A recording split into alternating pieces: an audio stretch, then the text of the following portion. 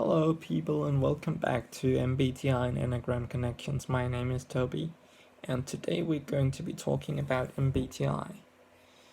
If you go onto the MBTI official homepage, you'll see that MBTI, as those of you who are familiar with it knows, is made out of 16 personality types, and there's a great deal of information about those 16 personality types.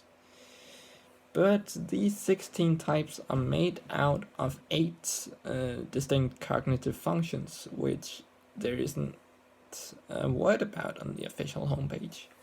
So those are what I'm going to be talking primarily about today, and then I'm going to get into the types more in detail later on. But the functions are kind of essential, so I'm going to start with those. The cognitive functions gives you sort of an idea about what tools you as a person have available and what talents you have that you can use to accomplish your goals. And by knowing that, then by method of elimination, you also know, okay, what are my weak spots? What can I work on? So there are, as I said, 8 cognitive functions, but it really stems from 4 sort of basic cognitive functions, and then each of those can be extroverted and introverted. Now the 4 functions are divided into 2 judging functions and 2 perceiving functions.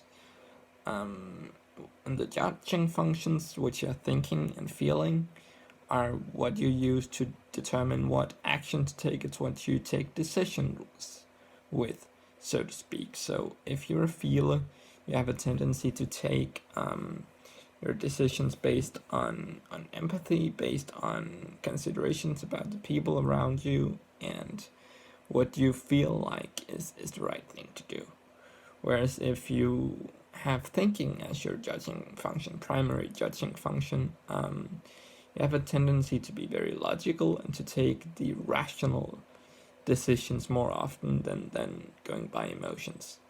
This is not to say that thinkers don't have empathy or that feelers don't have logic. Everybody have all of the cognitive functions, but it's which function you prefer to use, which one you use more naturally, so to speak. That's what it's all about. The 2 perceiving functions are sensing and intuition. And sensing is sort of observing with your 5 senses the world around you, hearing, seeing, smelling, and tasting. And it's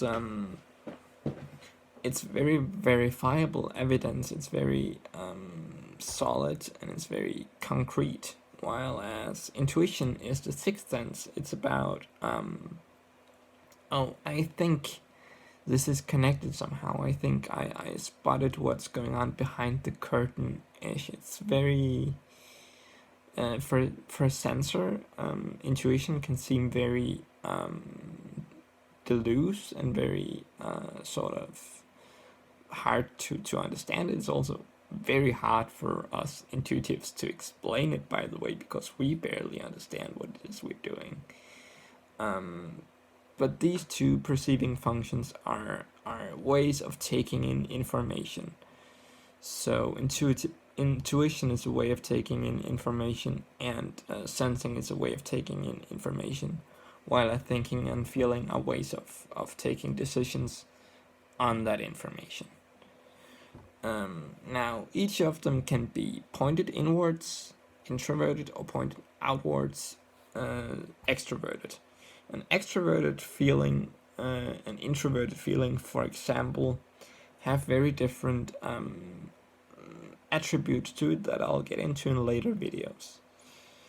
But it's the composition of these cognitive functions that then make up your type.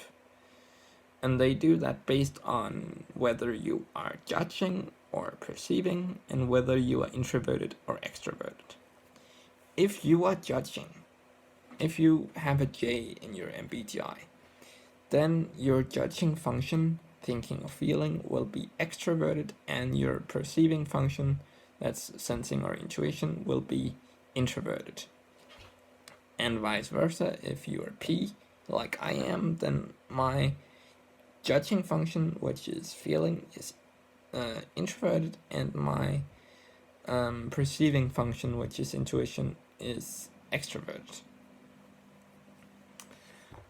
And these are then the two dominant functions that you have. But to determine which one is the dominant, you simply look at, am I extroverted? Okay, then my extroverted function is the dominant. Am I introverted? Okay, then my introverted function is the dominant. So I'm an INFP, and I'm just gonna use myself as an example. I have